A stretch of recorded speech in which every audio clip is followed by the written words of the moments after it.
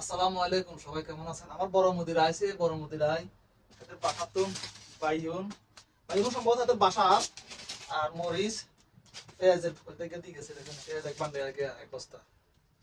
এখন পেঁয়াজ যেমন সম্ভবত একটু নরম হয়ে গেছে বা এতে বাসাত মানে বাসাতুন দিছে, তো তারপরে তা যা দিছে তা আলহামদুলিল্লাহ। এটা কোথায় পাবো? তার জন্য বড় মুদির হচ্ছে সুরি, কিন্তু অনেকে মনে করেন আবার কিন্তু দেশে কিন্তু সুরিরও কিন্তু অনেক বড় বড় কাজ, বড় বড় গর্ত বানাতে বা বিল্ডিং মসজিদ এগুলো কিন্তু বেশি সুরির কাজ হয়।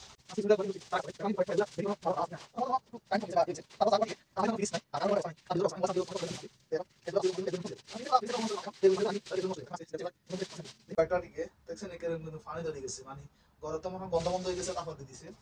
তো তার সমস্যা নাই, যা দিছে আলহামদুলিল্লাহ।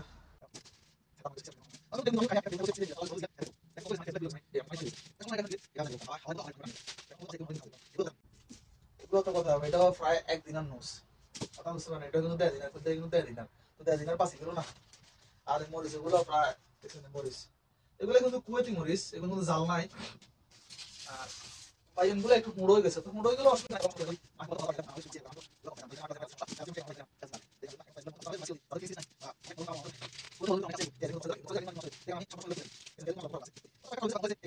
সমস্যা নাই। এখানে কত বড়টা পেঁয়াজ, সমস্যা না। আমার আর প্রায় এক মাসের মতন পেঁয়াজ আর লাগবে।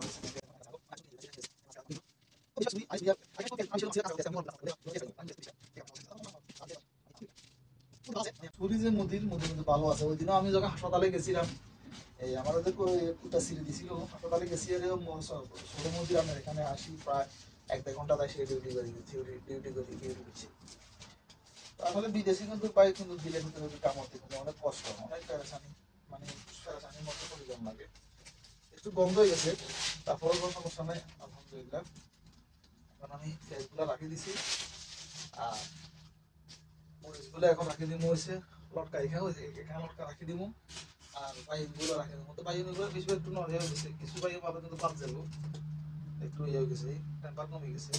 অসুবিধা না, টেম্পার কমে সমস্যা নাই। মানে এদেশে বাইম কিন্তু বাংলাদেশে তো এদেশে বাংলাদেশে আর এদেশে অনেক পার্থক্য।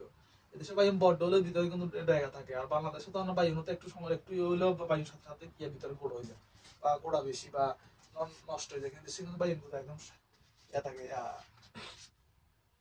এদেশে বাইম কিন্তু একদম মানে ভালো। যেগুলো বেশি খাবো সে মাছই খাবো, এগুলো তো কোনো জাল নাই, এগুলো কিন্তু আমি কম খাবো। তারপরে যাই কে দুটো খাইতে পারি। তা যে কোনো সময় আপনাদেরকে একটা জিনিস বলে রাখি, যদি এরকম কুয়াতি হোক সুরি হোক যেটাই হোক, যদি বিদেশে যদি আনা সামান দেয় অনেক সময় না করবেন না, যা দে লইয়ে লাগবে। পরবর্তী দোকানে না খাইলে আপনার দোকানে ফালাই দিবেন, তারা যদি মানে যদি না লন তারা কিন্তু মনে কষ্ট হয়ে যায়। তারা মনে কষ্ট হয়ে যায়। পরবর্তী তারা কোনো সামান দিত না। যদি আমরা যদি সামান যদি লন মানে হাইদলে যে কোনো খারাপ হোক ভালো হোক লই লাগবে, তাহলে পরবর্তীতে ওই আবার আমার দিব। আর যদি এখানে না আমরা হাইজি আনলে যদি লাগতো না, তাহলে এগুলো পরবর্তীতে আর দিতে না আমরা। তো এরকম আর কি। তো ওই দিন একটা আমাদের বড় মুদির একটা সালে গাইছিল কুয়েতি, সে আসি আমার চাল দিছে প্রায় মানে 2 কেজি মতো, চাল দিছে 2 কেজি মতো। তো এগুলো আমরা খেতে চাল এগুলো আজ মাছ দিয়ে সুন্দর মতো খেপসা বানা খাইছি। চালগুলো একটু নরম হয়ে গেছে, মানে একটু টেম্পার কম, তো কোনো সমস্যা নেই, কোনো সমস্যা যদি আমরা যদি গোদামে না লইতাম না, তাহলে আমরা আর হাওড়া দিত না।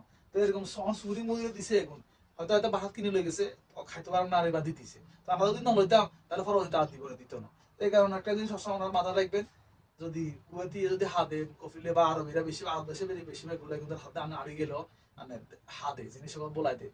তো যদি না আনাম তারা কিন্তু মনে কষ্ট করতে অবশ্যই লইবে আমরা। তো এখন আজকে এগুলো রাখি দিমু।